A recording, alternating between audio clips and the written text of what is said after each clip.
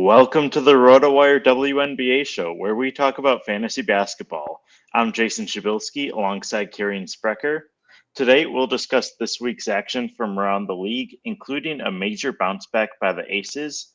We'll also discuss some of the top players to add for the remainder of the fantasy playoffs. And finally, this will be our final show of the season, so we'll offer some tips to help win your championship over the next few weeks. Even though the WNBA season is now winding down, fantasy football draft season is in full swing. The RotoWire Fantasy Football Marathon is going on right now, and you can use the code MARATHON to get 20% off any RotoWire subscription.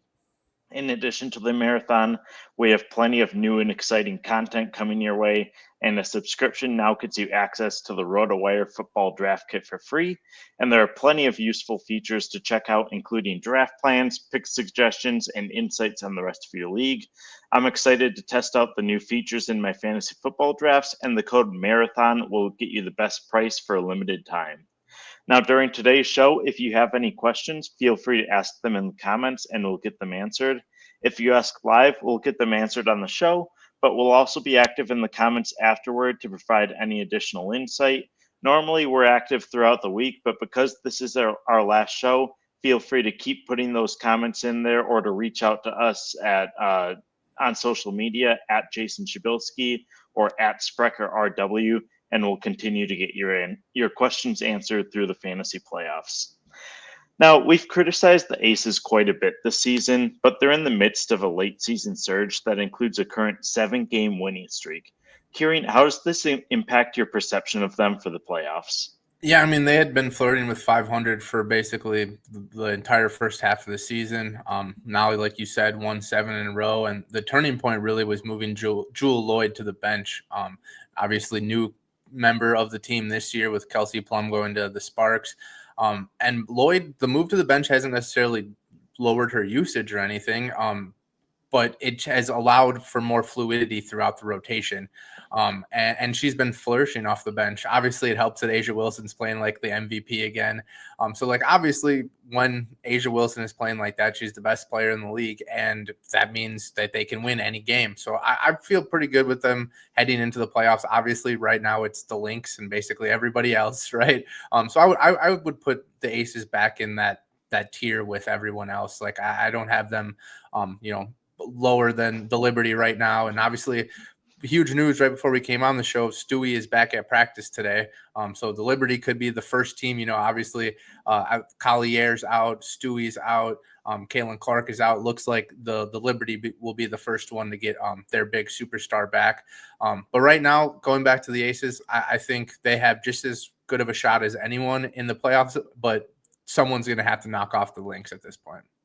Right. And the Aces have struggled against the Lynx a little bit. Kind of their rock bottom for this season before this recent surge was that I think it was a 55-point loss to the Lynx or something like that. But kudos to them for turning it around. Like you said, if A'ja Wilson is playing up to her full potential and like she gets just a little bit of help around her, the Aces are a tough team to beat, and that's been happening lately. Jewel Lloyd, normally when a player moves to the bench, will lower their fantasy floor quite a bit. And she hasn't had as much of a ceiling this year as she's had in previous years, but like she's gotten a lot more consistent since moving to the bench. I think she's normally been kind of within like that 22 to 28 point range, which I would say is generally fine fantasy production. You're never like wowed by those stat lines, but if you see at least a 20 in a fantasy stat line, like you're never super disappointed. And I think that if they can like continue this surge late in the season, especially if they can get home court for the first round of the playoffs, I think that they have enough experience that they could really be a force to be reckoned with in the playoffs. Yeah, absolutely. I think, when you come to a super team like this, right, like you kind of defer, right? You're like Jackie Young, A'ja Wilson, here you go. Chelsea Gray, here you go. And the move to the bench has kind of allowed Lloyd to play her game more, which is good for the Aces. They went out and got her to be Jewel Lloyd, not to be, the fourth option. So it took some time. It just took me to say that I was out on them halfway through the season for them to go on their winning streak. But I think you said earlier in one of our shows that A'ja Wilson, 1 year she wins it, 1 year she doesn't, 1 year she wins it. So looks like things are trending back in the Aces direction. For sure. And on the flip side of the coin, last week we talked about how important it was for the Storm to snap their losing skid. They went 1-3 during a fairly difficult week over the past few days. And while they played in some pretty close matchups, they're now only a half a game ahead of the Sparks and Mystics. Assuming there's only one playoff spot available for those three teams between Seattle, Los Angeles, and Washington, who do you think takes it? Yeah, I think this is a totally loaded question, so thanks for that. But I'm going to take the Sparks. I was kind of out on Seattle. I was fully out on Seattle to begin the season. They proved me wrong. Now they're kind of hitting a tough stretch. Seattle probably should be the favorite out of these three, given their veteran superiority and the way they started the season. Mystics are tough to bet against this year, right? Because the rookie duo of Saniya Rivers and Kiki Irfin, surprises us at every turn. But I don't think they're quite ready to make the playoffs yet, even though that would be a really fun story. So I think I just got to roll with the Sparks. I like the way they're built. I think it's like the perfect blend of veteran and youth. They're playing well at the right time, kind of like the Aces. Seattle already kind of hit their peak. Now the Sparks kind of hit their peak, and they're kind of cooled off a little bit. All three of these teams aren't like world beaters right now, right? They're all kind of playing 500 in the last 10. But I just like the way the Sparks play. I think Cameron Brink is the X factor for me. Her presence off the bench is just a huge difference maker. If the start before Brink, right, the starters in Los Angeles are playing really well. And now it's like, if there's any like lull, you just bring Brink in, your defense is fine. And then you find your offensive rhythm eventually. Every time I watch the Sparks, I just like what I see. So I think I'm just going to roll with the Sparks taking that last playoff spot. Yeah, I agree with you. The Sparks seem to have most of the momentum on their side.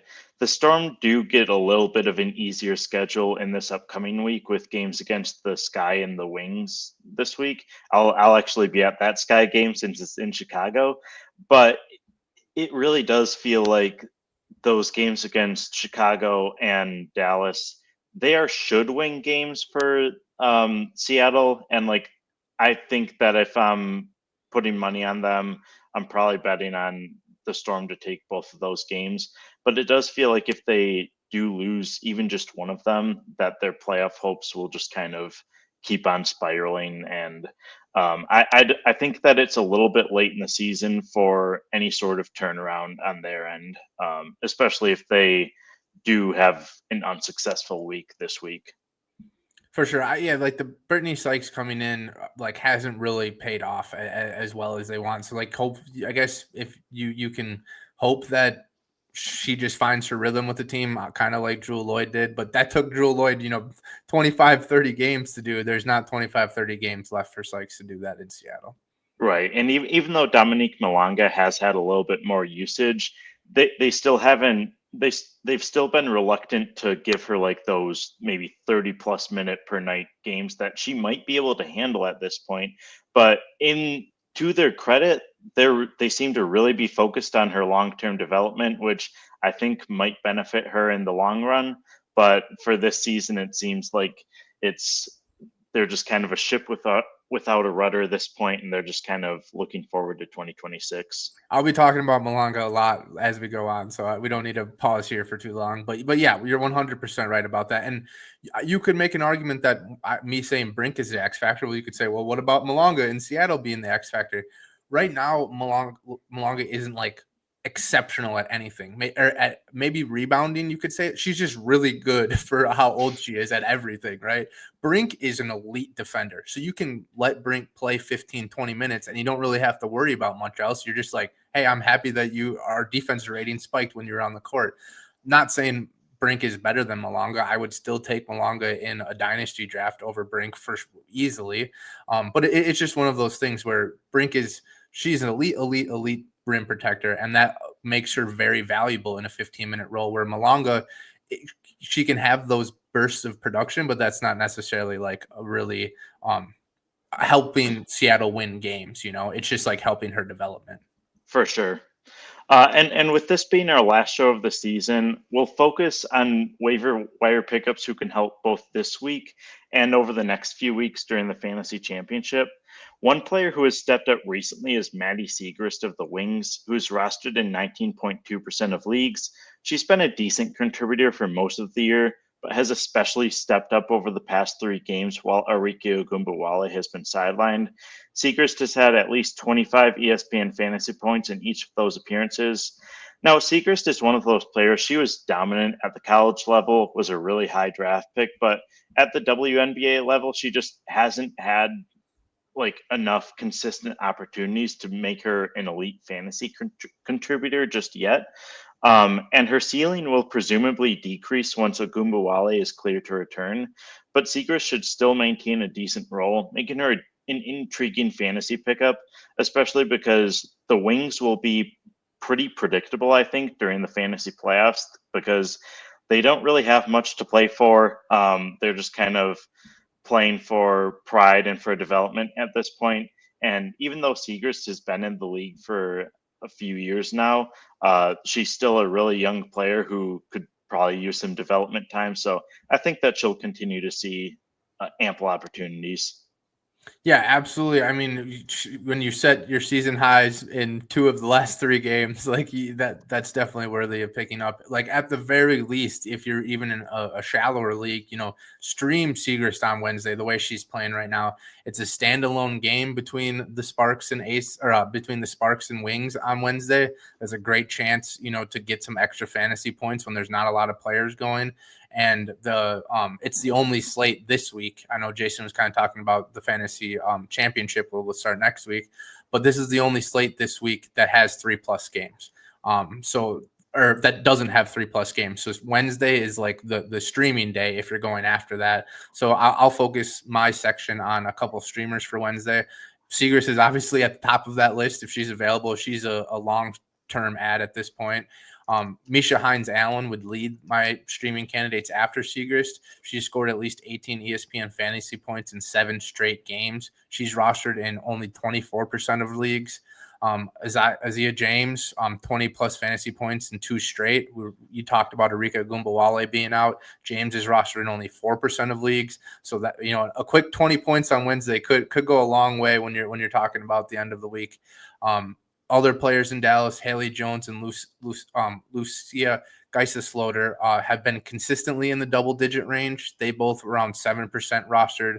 And then Quinterly is kind of like the long shot here. She in the 3 games that Arike has missed, she has 2 single-digit outings and a 31-point ESPN fantasy point outing. So Quinterly, if you're in a super shallow league, you have a streaming spot on your roster. That could be an option. For the Sparks, it's kind of tougher to come by because they just rely so much on their starters production, and then Brink is their top option off the bench. Starter Julie Allemond is rostered in only 13% of leagues, so you could stream her. Not super amazing production, but 10, 15 points could be solid. And then Ray Burrell, I mentioned her last week. That's another long shot. She's only rostered in 2% of leagues, but Burrell's role as, the top guard off the bench, Brink is obviously the top player off the bench. Burrell has had this top guard spot locked up for a while now, and she consistently, plays 15, 20 minutes, scores 10, 12 ESPN fantasy points. So not, record breaking, not going to win you your league. But if you come down to Sunday and you lose by less than 10 points and you didn't stream any of these players, don't come whining to me. For sure. And we'll talk sometimes about teams who rely basically solely on their core group of players. Some examples of these types of teams are the Mercury and the Aces.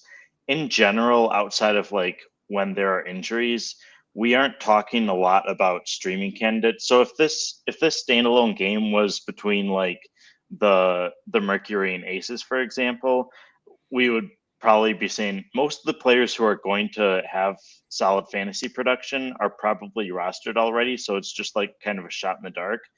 The Wings are a prime example of a team who it's a little bit inconsistent on who will actually perform on any given night. But especially if you have multiple players that you can drop for streaming spots, take a chance on a few of them and hope that some of them pan out, even if they don't like break the bank with maybe a 20 or 30 point performance. If they get somewhere in the teens, like that could really make the difference at the end of the week, like you said. And because there are so many multi-game slates this week, taking advantage of Wednesday's slate between both the Wings and the Sparks players could really provide you a boost come the end of the week. And moving back to just kind of a player with more like long-term potential, this player is pretty similar to Maddy Siegrist in terms of fantasy production, and that's Emily Engstler of the Mystics. She recently had a 3-game hot streak in Shakira Austin's absence, and Engstler posted at least 27 fantasy points in each of those appearances. Austin returned to action Sunday against the Sparks, but Engstler still logged 15 fantasy points, which is around her average mark when the team is close to full health. Engstler is rostered in just 4.6% of fantasy leagues, which is a lot less than a player like Maddy Siegrist, despite their similar floor when the rest of the team is healthy. The Mystics have 2 games against the Sun this week. So she could really help to provide a boost to close out this fantasy semifinals because of those favorable matchups. Yeah, Engstler, I think I brought her up last week too. I have her in the Dynasty League, that super deep draft that we did, and I've been pleasantly surprised with her production. She kind of flies under the radar. You know, obviously we talk about Iria Finn and Shakira Austin, even Stephanie Dolson when Austin was injured. But Engstler is just kind of like, you know, lunch pail mentality, as my middle school basketball coach used to say. You know, you show up, you put in your hours and you clock out, and that's kind of what Engstler is doing. And when every point matters, Engstler, a player like Engstler is a great person to keep an eye on the waiver wire for sure. I went with, some streaming candidates for Wednesday in my first spot. This spot, I'm gonna, we kind of do this every week where we just list off names that we've been listing off for weeks and still aren't quite over the threshold. So these are going to be a couple of players who are under 40% rostered in ESPN leagues that could win your championship for you. So not streamers. Go pick these players up and start them for the next 3 weeks, and hopefully they can carry you to a championship. If you're missing one of the Stewarts, the Colliers, the Clarks of the world. So starting off, Cecilia Zandas-Ciclini, we talked about her last week, 34% rostered. Her starting role is secured, 20-point floor. She flirts with 40-point outings sometimes. She's a must roster for the next couple of weeks. Her teammate, Janelle Salon, she's my favorite player in the WNBA, averaging 20 ESPN fantasy points per game in August. I see no reason for that to go down. And then Odyssey Sims, obviously probably one of the most talked about players in fantasy women's hoops recently. She's rostered in 10% of leagues, just after signing a hardship contract. So obviously the word is out on Sims, but for some reason, if she's still available, go pick her up.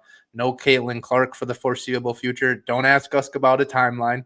Don't ask us about a timeline. That goes way deep. We don't want to hear about it. But yeah, it sounds like Clark is going to be out for a long time. The last word was hopefully returning before the regular season ends. So that's obviously not great news for fantasy. And then obviously Sophie Cunningham had a really ugly looking injury last night too. So who knows when Sophie's going to be back. Without Clark and Sophie, Odyssey Sims is a must roster player. And there's another Lexi Hall is another option in Indiana that I'll talk about in my next section. But Zandalicini, Salon, and Sims, must roster players that could win you a championship in the next couple of weeks. Yeah, I love all of those options. I think that they're players who are like players who at this point you're in it for the long haul with those players, and they'll probably continue to contribute because of the reasons that you said. Like the Valkyries are right in the heat of a playoff spot, and Odyssey Sims, given all of the Fever's absences, she should really have a role. And I think that like if you have those IR players that you're holding on to, especially if there are multiple who like can't go in IR spots anymore, I think that it's worth looking at, especially if you're trailing right now in your fantasy semifinals. If you drop one of them, even if they're a big name, like if they don't have a timetable to return, like at this point, you might be better off just kind of taking a Hail Mary on one of these players and just hoping that they can give you that boost down the stretch. And maybe you can make an under the radar waiver wire pickup if you really want any of your injured players back. But the best ability is availability. And right now, Zandalasini, Salon, and Sims are really available and performing well in fantasy. And moving back to the Mystics, given their favorable schedule this week, Alysha Clark has had a bit of a surge since being traded from Seattle to Washington. She actually wasn't particularly dominant while Shakira Austin was sidelined, as Clark was still getting up to speed with her new team. But she thrived Sunday against Los Angeles, even though Austin returned to action. Clark finished Sunday's matchup with 7 points, 7 rebounds, 6 assists, a block, and a steal in 23 minutes, which was good for 25 ESPN fantasy points. Now, Clark didn't have much upside with the Storm to begin the season, as the role just didn't seem to be gelling much with the team, but she has slightly more fantasy intrigue now that she's adjusting to her new team, and I think she's at least worth taking a flyer on, especially if you're in a slightly deeper league. Yeah, the Clark situation was strange. If you're following on social media, not there were complaints about her production, and then she comes out here and flirting with triple-double type numbers. Obviously not quite there, but 7 rebounds, 6 assists. That's strong production. I totally agree. The same thing with Engstler, Clark and Engstler. If they could mold into one player, they would be fantasy gold. Kind of sucks that they kind of take away fantasy production from each other, but solid double-digit 15, 20 point scores for sure. Yeah. Go ahead. Oh, regardless of where she's been, Alysha Clark has always been one of those players who's like a borderline starter, but regardless of whether she's starting or coming off the bench, usually she has similar production as long as her team, like, quote unquote, believes in her, for lack of a better word. Like, if they think that she'll provide value, yeah, yep, exactly. Like, it doesn't matter at a certain point, like whether she'll start or come off the bench. She just has that production anyway. So I think that she's a really intriguing player to watch. Yeah, not to belabor the point, but Aces Seattle, she dealt with a lot of veteran front court players ahead of her. In Washington, there's not really, Dolson is a veteran, I guess, but Austin's kind of young, Kiki's young. Like, they kind of just like, oh, what's up, new teammate? You're like, instead of just be like, oh, the Grizzly veteran type of mentality. Not to go too much into the locker room, but that's kind of what the vibe that I was getting with. And with a fresh start, Clark is definitely a player worth watching for sure. So yeah, I gave you a bunch of players that are rostered in a higher percentage of leagues, but don't quite meet our threshold. So here are the long shots that could save you in the postseason. Tahina Paopao, we've talked about her a couple times. Still no update on Canada. Still projected to be out for at least another week, but could be a lot longer than that. Maya Caldwell has been starting, not really performing the greatest. So maybe Paopao gets another chance. Paopao played more minutes than Caldwell yesterday. Paopao is rostered in only 3% of leagues. If you really need a long shot, I don't see a better option than Paopao. Pick her up. Maybe she steals the starting spot from Caldwell over the next 3 weeks, and she saves your fantasy season. Another long shot is Maria Kalindikova. Sorry for the pronunciation there. Collier officially day-to-day. She, got upgraded to doubtful, so maybe she suits up here in the next week or so. But my idea of this situation is that even if Collier gets the green light, it's just to get her legs under her for the postseason. The Lynx, like you mentioned earlier, have a huge lead in the standings. So, maybe Collier comes back, plays a game, takes a game off, plays 20 minutes, takes a game off or something. I'm fully expecting Collier not to be playing 30 plus minutes for, the next 4 weeks. And if that's the case, Kalindikova is a great option. She's not, like Clark, she's not a huge scorer like Alysha Clark. Kalindikova is not a great scorer, but she grabs boards and she's a menace on defense. She's averaging 2.6 stocks when she's played at least double-digit minutes this season. That's enough to be a solid floor in fantasy. And then if she starts seeing, 15, 20 minutes with Collier still out, who knows? She could save your fantasy season. Yeah, because of just how dominant Minnesota has been all season, I'm not necessarily abandoning their key players down the stretch, because I think that they still will see some run just to stay fresh. But especially with Collier, like you said, I think that if she comes back, it'll be just kind of to get her get her feet wet a little bit ahead of the playoffs. And I think, honestly, one of the biggest reasons why she could see like any sort of significant role is if Alyssa Thomas seems to be pushing more for the MVP award.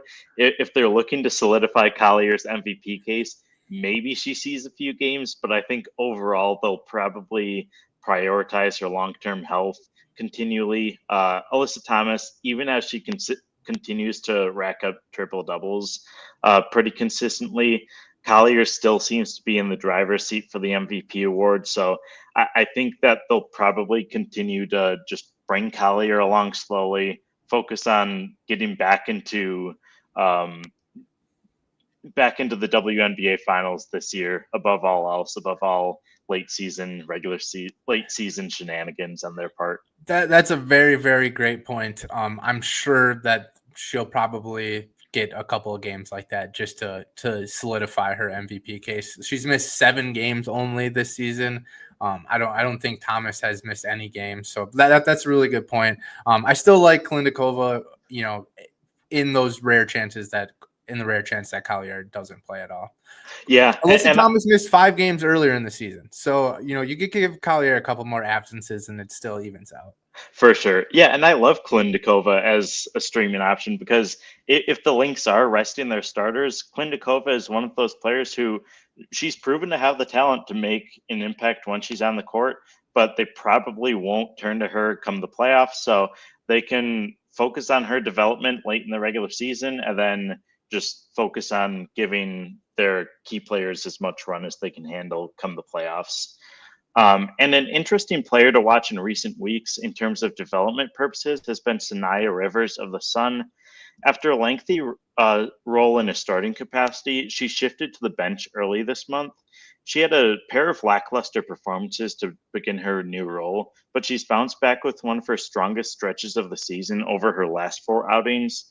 She's recorded at least 22 fantasy points in each of her last 4 appearances, due largely to her contributions on the defensive end, as she has multiple stocks in each of those outings.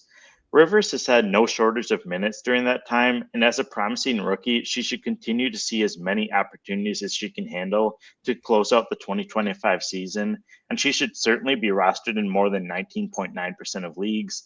Rivers is a player that we've talked about a few times throughout this season. She's had a few ebbs and flows in her production, but she certainly seems to be hitting her stride right now. And regardless of whether the Sun are competitive in their late season games, Rivers should see plenty of minutes for them.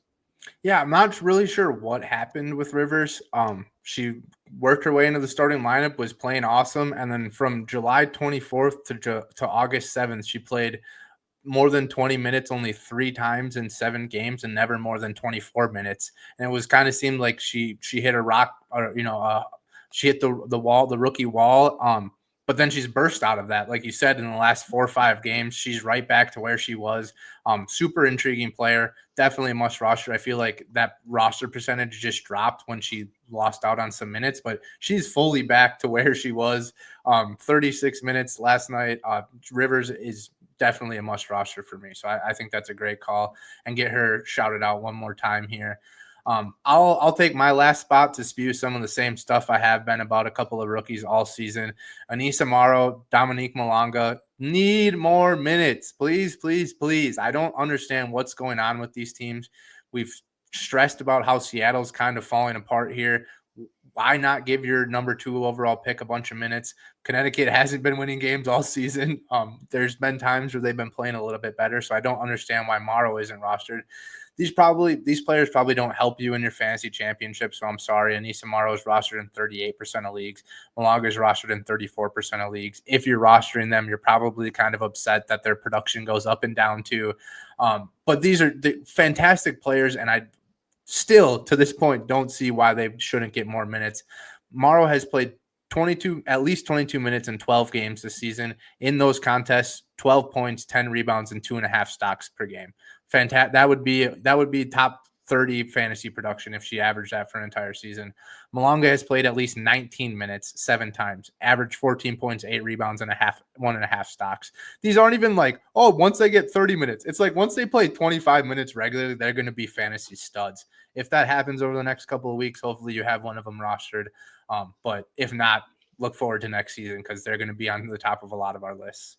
Yeah, it wouldn't be a 2025 grand finale without you talking about Dominique Malonga, and hopefully by the time we're back in 2026, we can stop talking about her because she'll have consistent fantasy production and she'll just be rostered basically everywhere, as she should be given her physical abilities and her talent level. I think that she'll be a really intriguing player to watch in years to come, but for 2025, it's been a little bit frustrating. And same with Aneesah Morrow, super dominant in college, Chicago native, but just hasn't quite been able to put all the pieces together during her rookie season so far.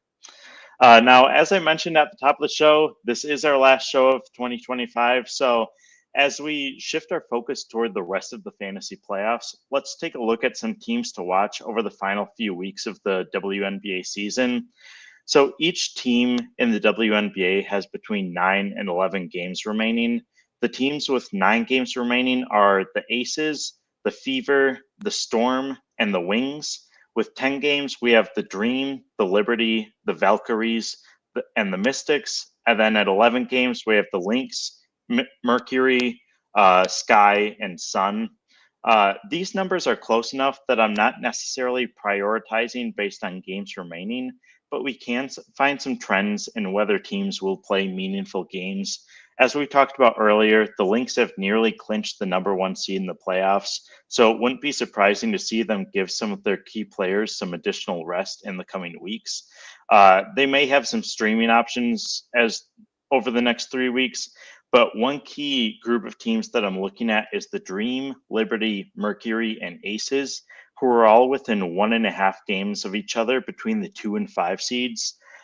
Now, let's taking a little bit of a deeper dive into each of these teams. We've talked in previous weeks about how the Dream have one of our top playoff schedules overall because they just have a lot of favorable matchups, especially during championship week. So certainly target streaming players for Atlanta, including Naz Hillman, Tahina Paupau, and Maya Caldwell. The Liberty will have some tougher games over the next few weeks, but it could be worth targeting players like Maureen Johannes and Kennedy Burke, especially if Breanna Stewart does wind up missing more time. Now, Stewart has returned to practice now, so her return seems to be sooner rather than later, but Johannes and Burke could still perform well in her absence. The Mercury have 11 games remaining, including matchups against the Sky, Sun, and Wings. But Phoenix doesn't have many consistent streaming options outside of Monique Koa-Makani, who's now dealing with an injury, and Sammy Whitcomb. So I think I'm mainly steering clear of them outside of their core group. They were one of those teams that we talked about earlier in the show as they rely mainly on their core players, so not a ton of streaming potential. And the other team we talked about with that core group of players is the Aces, who have 9 games left, but 3 of them are against the Sky.